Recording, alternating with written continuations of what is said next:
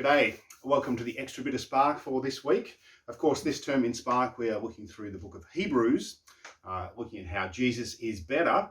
And as part of that, we've had this Bible reading challenge. I've recommended this to many of you, and if you don't have a copy, just email me and I will send one to you. But the reality is that Hebrews is a fairly tough book. It's hard to read through. It's hard to read through even for grown-ups, especially if you're reading in a grown-up's Bible. So today I want to talk through some kids' Bibles, a bit of secret I have, and a few other surprises at the end.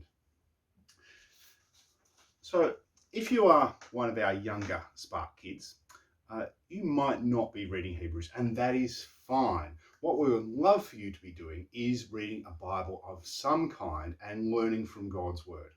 So I have a stack here of 4 different kids' Bibles, and I want to show you the sort of things that you want to look for in a kid's Bible, and a Bible that will help, particularly our younger ones, enjoy God's Word. So first off here, I have the Beginner's Bible. This is the one that I read to my kids many times. Not actual this copy. I've given away our copy. In fact, all these copies are lent to me by one of the families from church. Thank you very much. This is the Beginner's Bible, great for grown-ups reading to kids, grandkids. This is the sort of thing you'll see in it. It's got beautiful, simple pictures. Each story has a reference to the Bible story that it is about, and each story is only 3 or 4 or 5 pages long. So there's not lots of text. This one, that was 5 pages. Next one, 1, 2, 3, 4, 5, 6 pages, and that's the end of that story. So you can read one of these each evening. In my family, we tend to read the Bible together after dinner, and it's a great way to start getting the habit of learning to read the Bible and understanding what is in there. Next one I want to show you is this one. This is called the Big Picture Bible. This one, it's a bit of a play on words. It's larger than your average kid's Bible. It has beautiful big pictures, but it has another thing too. It tells the story of how the whole Bible fits together. So, for example, where's that? It comes in parts. So this is part 6, God's people become great, and it will tell the story of how the Israelites are leaving Egypt now. And so it will move through many parts. Each part is one evening's worth of reading with big pictures, and slowly piece together the whole story of the Bible. Wonderful book for increasing understanding of how the Bible fits together. The next one I want to show you is very similar. This is the Jesus Storybook Bible. So this one shows how Jesus feeds into the Bible through every story, all the way through the Old Testament and into the New Testament. So this one has a bit more text in it, and the pictures are a bit lighter on. So now we're thinking slightly older kids, maybe, whereas the other two were maybe sort of kinder, year 1, year 2. This might be year 2, year 3, maybe year 4. You see a bit more text, but each story will hint towards how Jesus fulfills it. Fantastic one. I read that one with my kids too when they were a bit younger. And the last one I want to show you is sort of the companion. This is the companion one to the Beginner's Bible. This is the next sort of step up.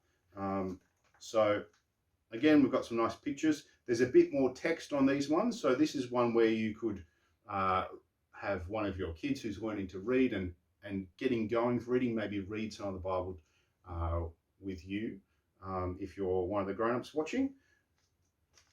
So I would recommend all of these. And if you're reading through these by yourself or with your mum and dad, that's fantastic. You don't have to do the Bible reading challenge, but reading the Bible is really what we're on about. Now, our last thing. I have a little pile of stuff here. I'll let you into a secret. I can move that out of the way now. I can let you into a secret. Our family has not been doing the Bible reading challenge in Hebrews because we were already reading the book of Chronicles. Now, the book of Chronicles is one of the least read books in the Bible because it starts with chapters and chapters worth of names. And I didn't know how it would go reading it with our kids, but there has been more giggles reading the first few chapters of Chronicles than any other book that we've read in the Bible together. And that's because all the kids laugh at me trying to pronounce all the odd names. And then all the kids laugh at some of the names that sound odd in English. Of course, all the names are Hebrew names, most of them. And some of them come out a bit weird in English. So I want to share some of the fun and interesting names with you. First off, there's a few names that just sound cool. There's one like this, Ishi. What do you reckon? Ishi would be a fun name? Or Ziza? Or Uzi? Uzi. Isha, Ziza, and Uzi make my kids giggle. All fun sounding names.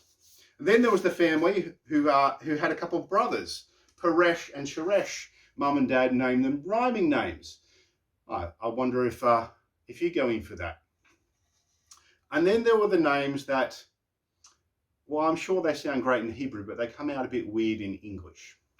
So there's Shaphat, that caused lots of giggles. And then the kingpin of them all, there's poor Pua. Now, Pua is in Chronicles chapter 7. He's a bloke. But girls, if you think you are safe, Pua is also in Exodus chapter 1, and it's a girl's name.